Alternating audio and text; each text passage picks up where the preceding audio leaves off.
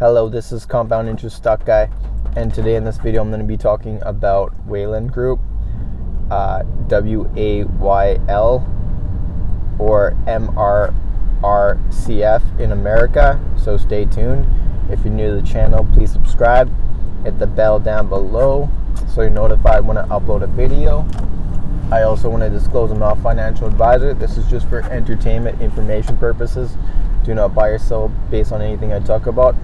So the deal with Wayland is they were selling their Canadian assets to Cryptologic for $230 million. Okay, so we'll see how that kind of works about. But basically, I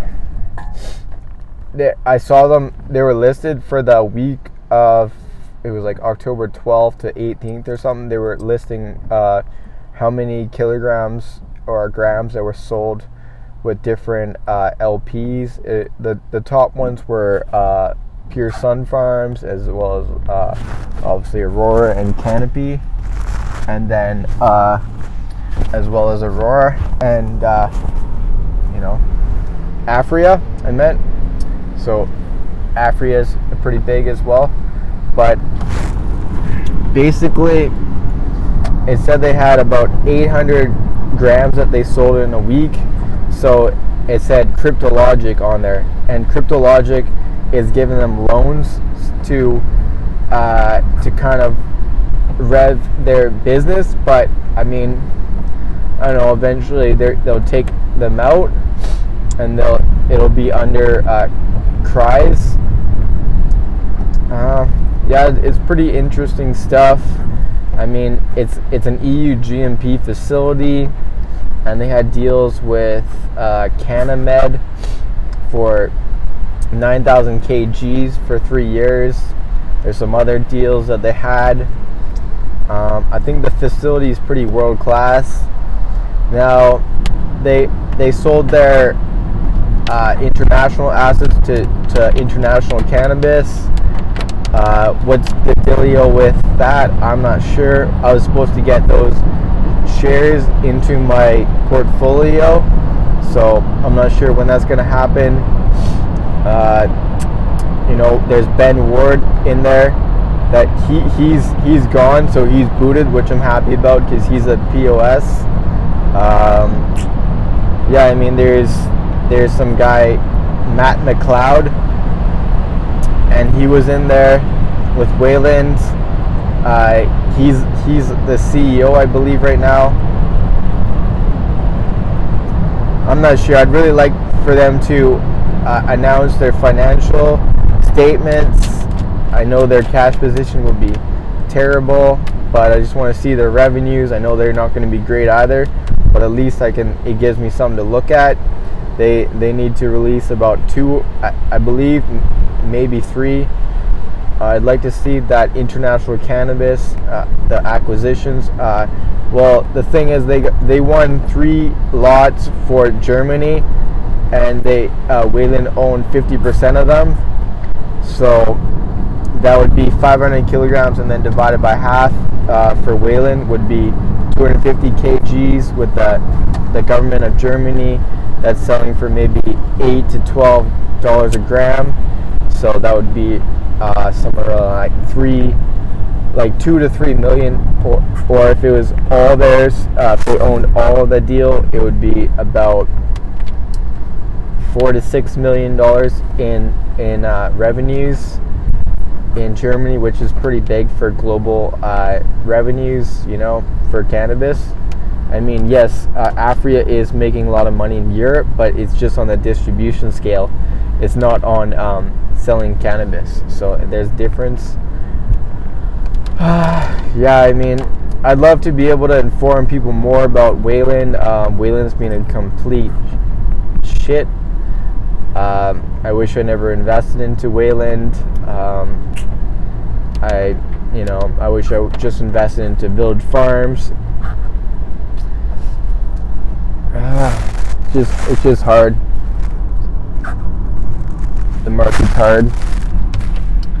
So again, I don't know when those shares are going to be halted, or they're going to resume. I mean, they're halted right now with Whale, but the MRRCF aren't halted.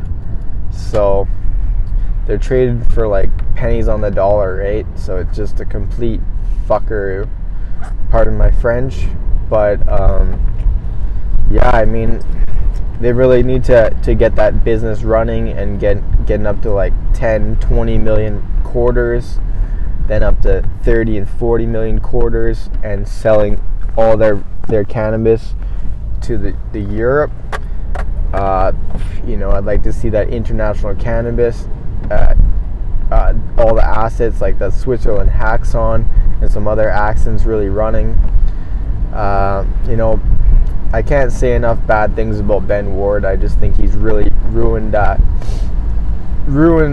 direction that Wayland could have been in. And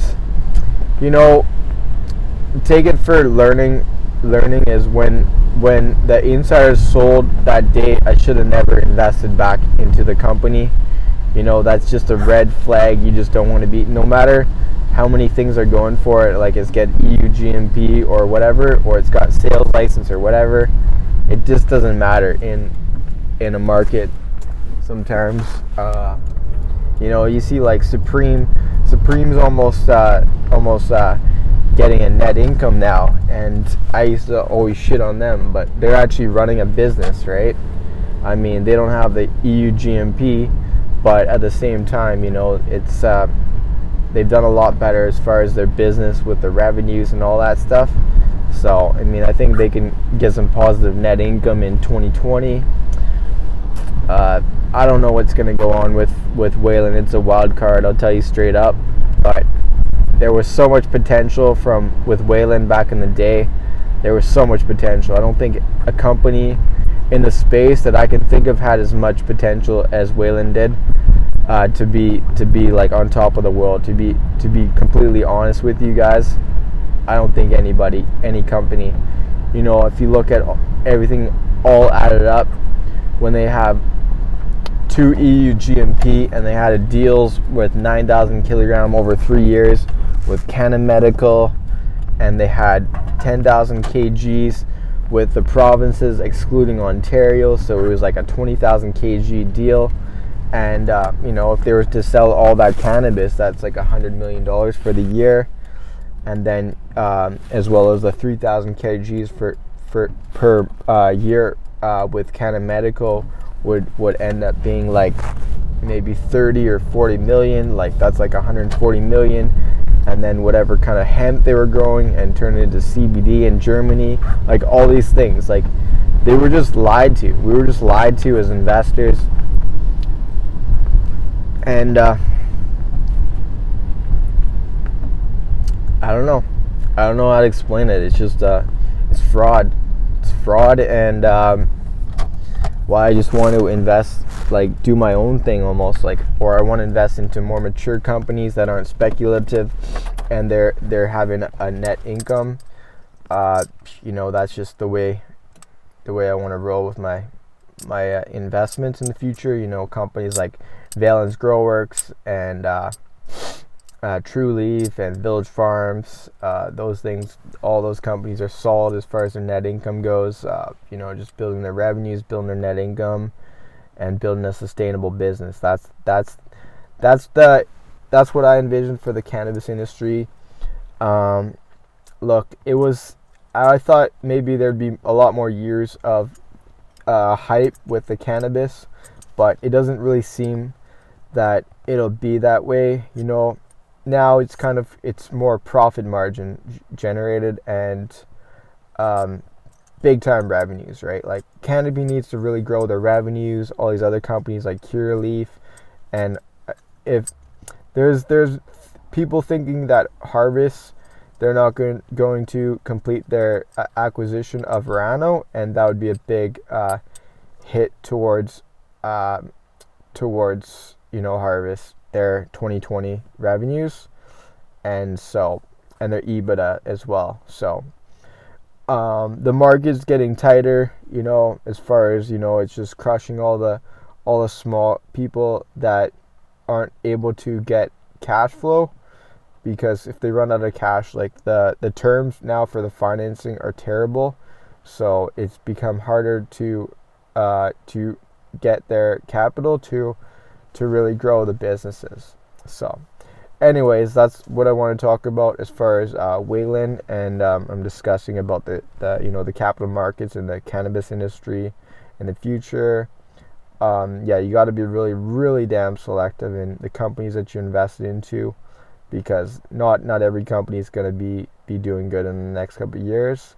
A lot of them are going to falter, but again, thanks for watching. Keep compounding your info, listening to my lingo. Peace. I'm out.